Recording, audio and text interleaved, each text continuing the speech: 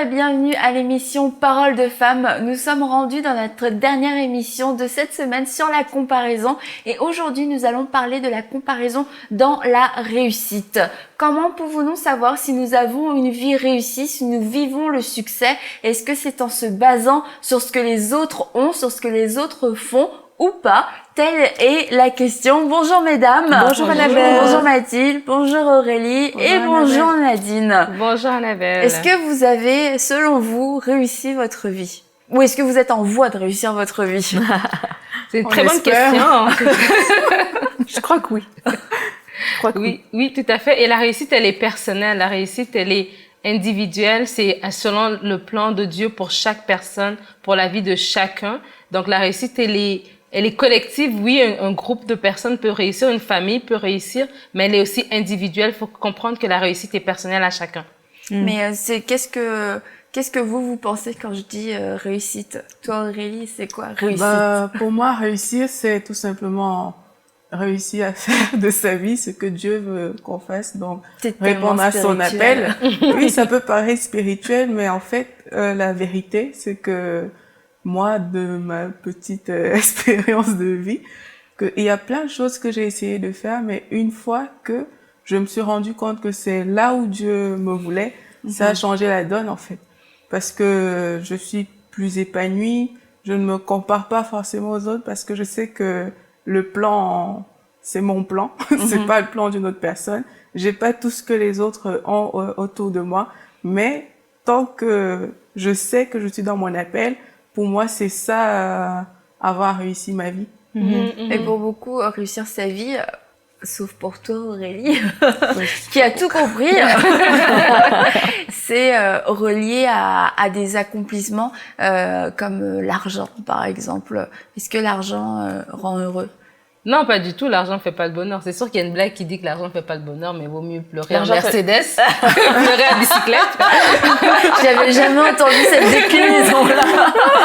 Mais c'est vrai que l'argent fait pas le bonheur. Des fois, on a des objectifs de réussite qui sont basés sur le monde. Mais comme Aurélie le dit, c'est qu'une fois que tu es dans ton plan, une fois que tu cherches d'abord la volonté de Dieu pour ta vie, tu cherches d'abord ce que le Seigneur veut pour toi, ben automatiquement, les choses vont être plus faciles. Ça va être moins difficile, ça va être moins ardu.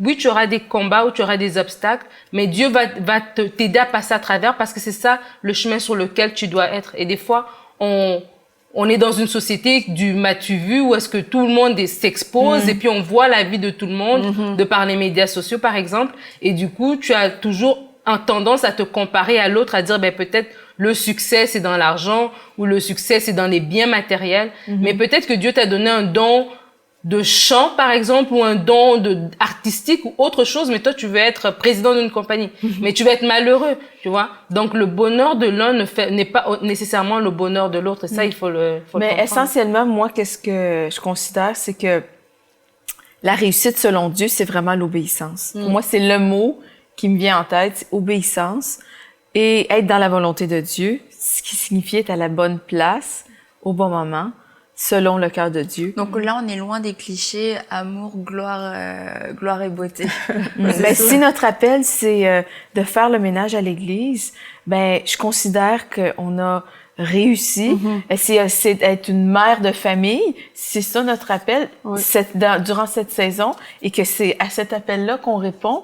Ben gloire à Dieu. Puis si après cette saison-là est terminée, Dieu nous appelle à entrer dans un nouveau ministère. C'est de faire la louange, si c'est de prêcher, si c'est de s'occuper des enfants à l'église ou peu importe ce que c'est, mais l'important c'est d'être dans la volonté de Dieu.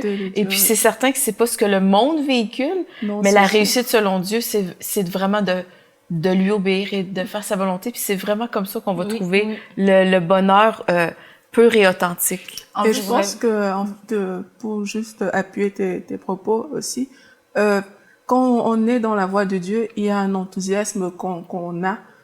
Que si on n'était pas dans cette voie, on n'aurait pas. Il y a quelque chose de plus. Le c'est le vent dans les ailes, le vent dans les voiles. Voilà, c'est bien. C'est si, par exemple, dans le travail, si on travaille dans ce que Dieu nous a appelé à faire, le travail n'est pas un fardeau. Tu n'es pas juste pressé de rentrer chez toi à la fin de la journée et te dire ciao, ciao, bye bye à tout le monde. Non, c'est vraiment, tu le fais avec passion, tu le fais avec joie, parce que je pense que Dieu t'équipe pour cela parce que c'est à ça qui t'a appelé en fait. Et ça, pas seulement si t'es chef dans ton entreprise. Exactement. Ou si t'es directeur, c'est si tu fais ce que Dieu t'appelle à faire. Mais ça me rappelle la parole qui dit que c'est la bénédiction de l'Éternel qui enrichit, elle se fait suivre d'aucun chagrin. Et c'est vraiment ça, c'est que tu peux être béni et toi tu dis peut-être que la bénédiction c'est de faire des millions.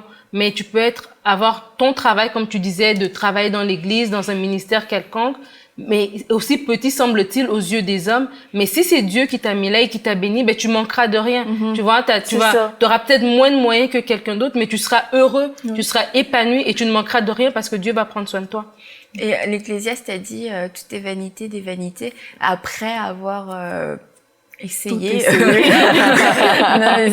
tout ce que l'homme peut dire, j'aimerais le faire parce que peut-être que ça va m'apporter du bonheur, que ce soit l'argent, les titres, l'or, les femmes, la nourriture. Il a tout essayé et à son extrême. Et il nous dit de source sûre, tout est vanité, des vanités. Et en gros, c'est tout ça, ça sert à rien.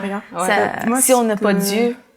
Ce que moi j'ai aimé dans l'Ecclésiaste, c'est que après avoir fait tout cet état de lieu, au dernier chapitre d'Ecclésiaste, il dit, je pense que c'est Ecclésiaste 12 au verset 15, il dit, crains Dieu et observe ses commandements. C'est là ce que doit faire tout homme. Donc après avoir tout essayé, la conclusion qu'il tire de tous ces essais, c'est en fait un homme pour bien vivre, il doit craindre Dieu et voilà quoi. Oui. Pour moi, ça résume vraiment.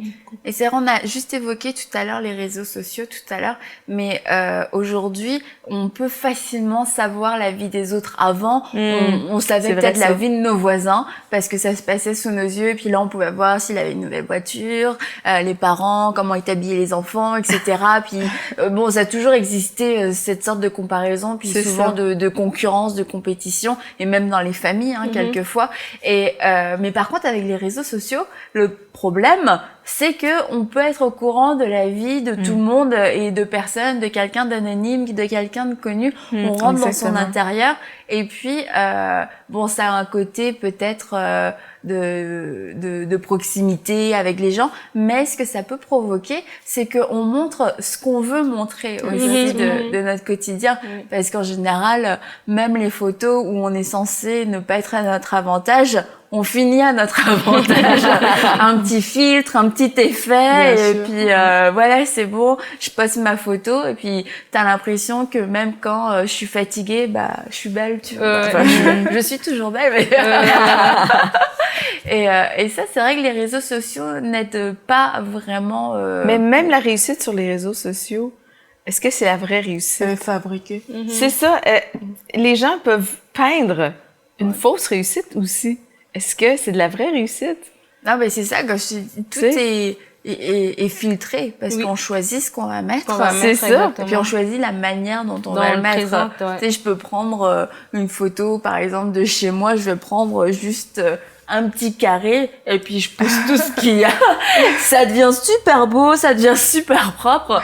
Mais sur la photo s'arrête là. Mais moi, ma réalité, elle s'étend un peu plus. Et nous, ce qu'on montre, c'est juste une photo et c'est ce que les gens voient. Et du coup, on a l'impression de suivre des gens parfaits avec des vies parfaites. Et parce que ils postent des choses parfaites, des moments parfaits avec la lumière parfaite. Mais c'est une illusion en fait. C'est une illusion, exactement. C'est une illusion. Et c'est nous. En fait, tout le monde, on doit faire cet exercice quand on regarde ces choses pour ne pas se porter à envier, tu vois. Parce que c'est ça, à force de regarder des images parfaites, comme tu dis, tu peux être porté maintenant instinctivement ou sans y penser à comparer avec toi. Oh, wow, elle a une nouvelle voiture, ou elle a une nouvelle coiffure, ou ses enfants sont tellement beaux, ou sa maison est tellement belle. Et là, tu te compares à toi-même et à ta réalité et tu envies. Mais quand tu envies la vie de quelqu'un d'autre, c'est que tu méprises même ce que Dieu t'a donné. Tu vois un peu? Ça me fait penser un peu au passage de Anne et Pénina.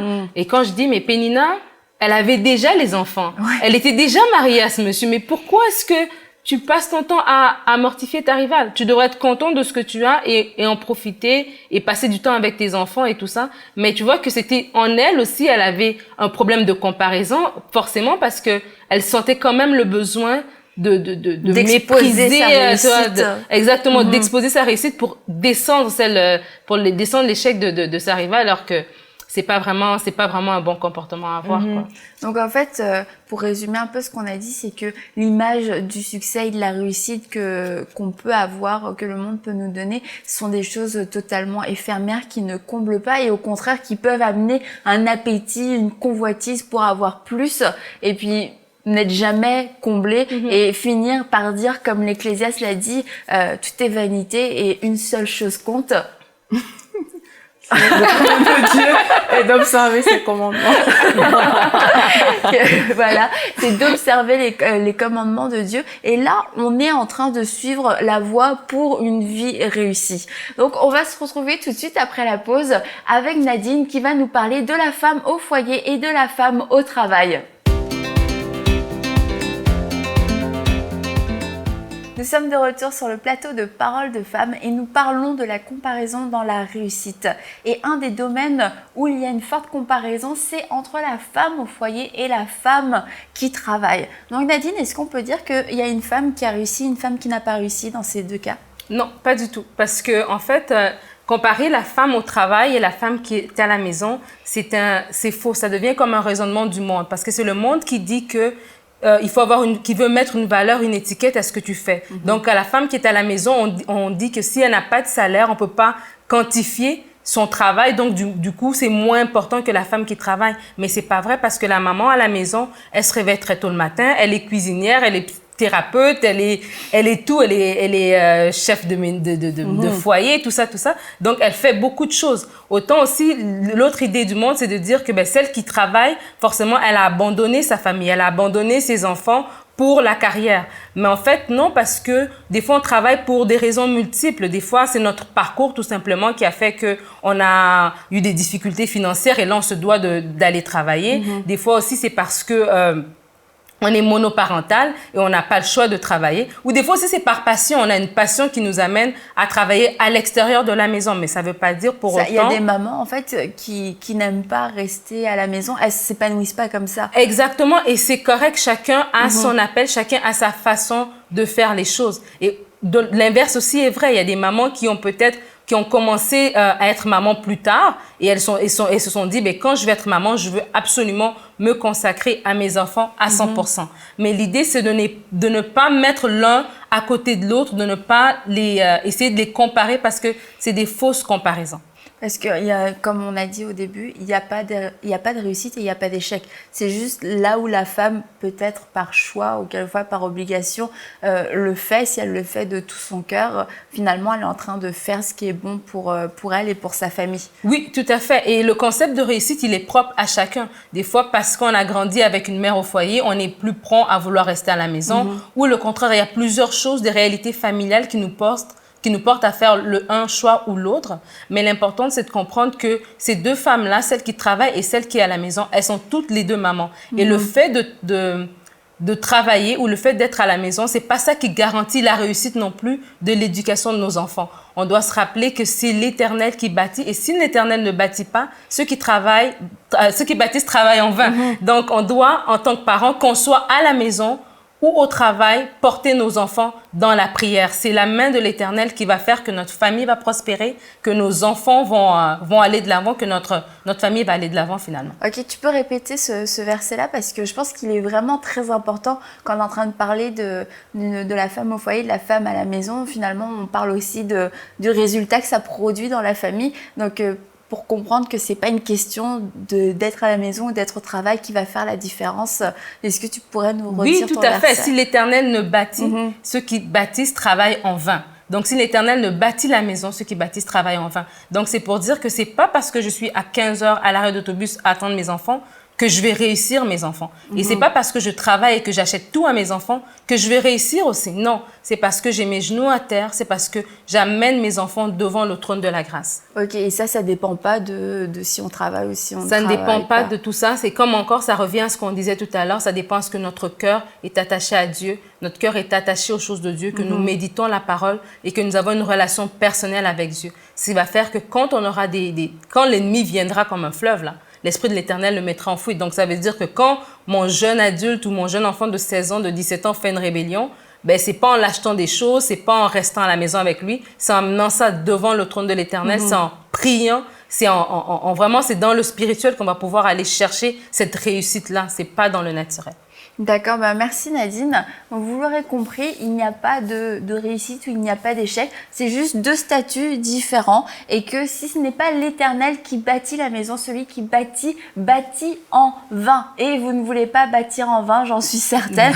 Personne ne veut faire ça. Et comme l'a dit Nadine, l'importance est de pouvoir se mettre devant Dieu. C'est ça qui va bâtir votre famille, qui va bâtir vos enfants, qui va faire que votre foyer sera un foyer en paix, un foyer harmonieux. En tout cas, merci beaucoup Nadine. J'espère que vous avez été aidée, encouragée, peut-être libérée du regard des autres sur votre statut. Soyez heureuse que vous soyez une femme au foyer ou une femme qui travaille. Ne soyez pas sous la condamnation parce que vous faites la bonne chose et en dépit de votre situation, ça n'empêche pas ou ça ne fait pas... de vous forcément la mère idéale, car nous avons toutes des faiblesses, mais ne résistez à cette image que le monde veut transmettre à la femme en nous définissant si on travaille ou si on ne travaille pas. Donc on va poursuivre notre discussion de l'autre côté, on va aller rejoindre Mathilde et Aurélie. Et comme Nadine l'a dit avec sa parole, si l'Éternel ne bâtit la maison, ça sert à rien en gros. Donc on voit que tout est relié à la parole de Dieu. Absolument tout est relié à la parole de Dieu. Si nous voulons réussir, nous devons bâtir sur la parole de Dieu. Et Josué 1:8 le dit très clairement. C'est dire que ce livre de la loi ne s'éloigne point de ta bouche, médite-le jour et nuit. C'est alors que tu réussiras. Donc notre réussite, en fait, ça dépend pas du regard des autres. Ça dépend pas de la valeur qu'on accorde aux choses que les autres ont.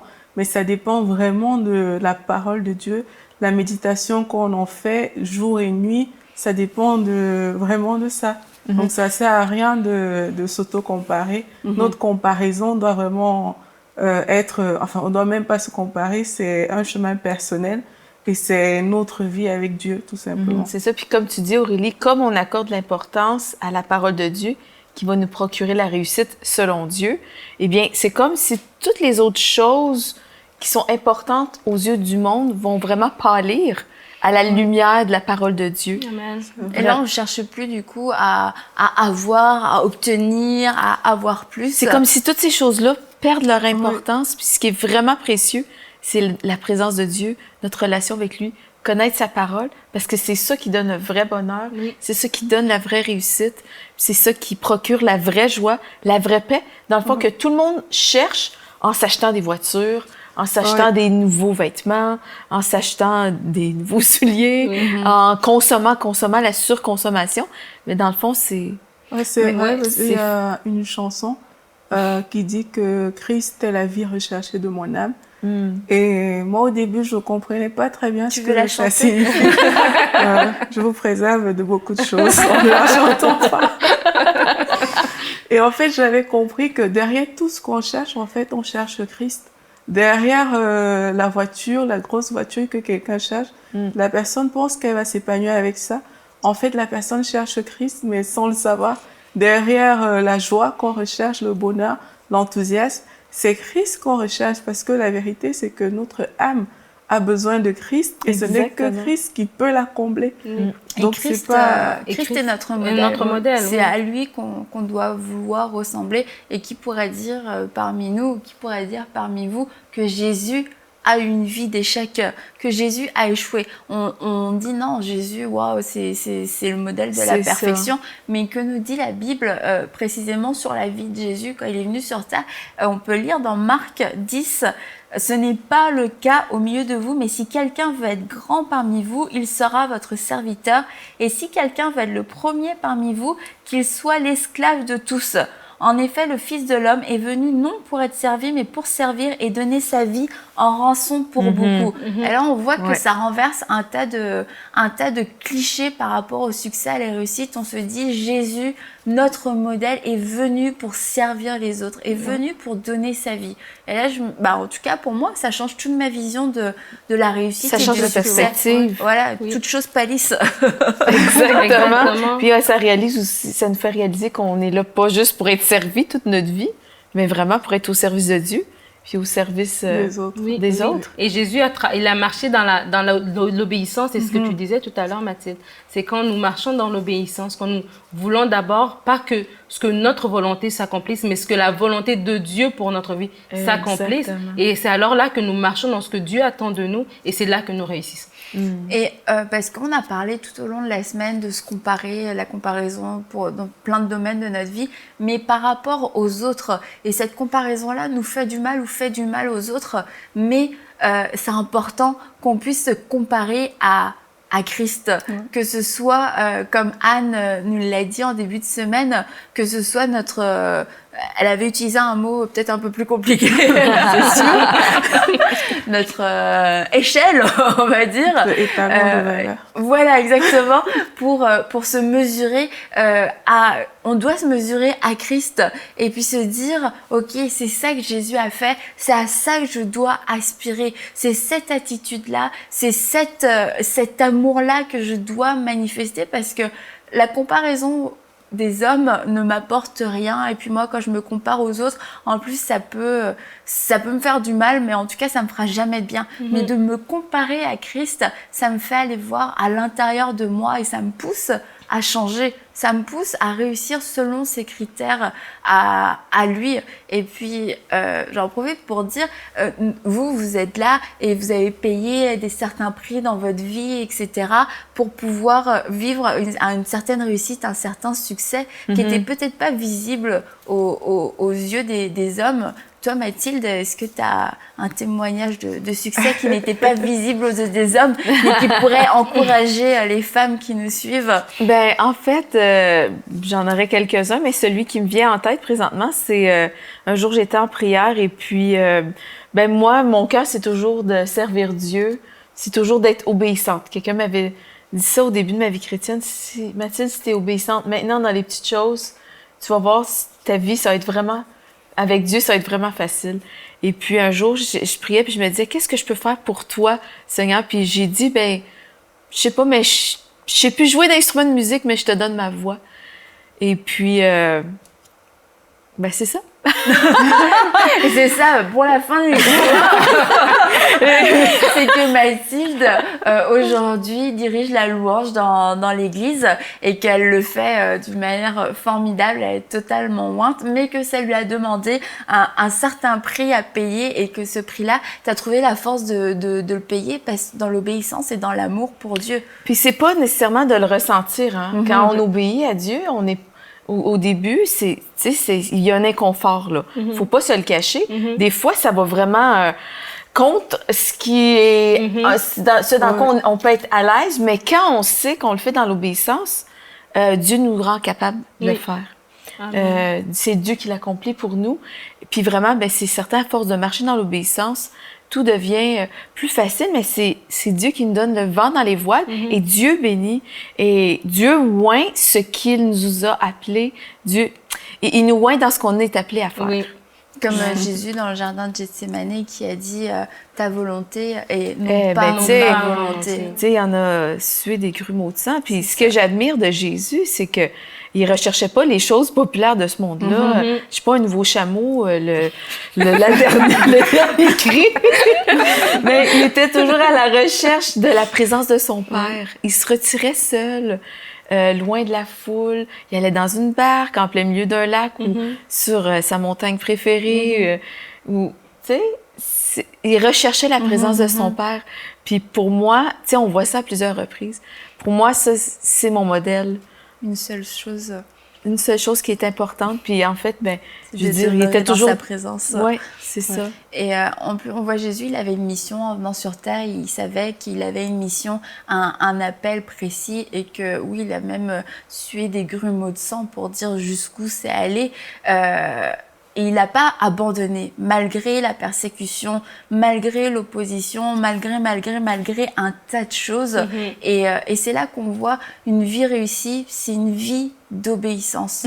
Une vie qui renonce absolument qui renonce au regard des autres, qui abandonne ce que les autres vont dire, ce que les autres vont penser. C'est vraiment important quand on marche dans l'obéissance, de mourir à l'opinion des gens.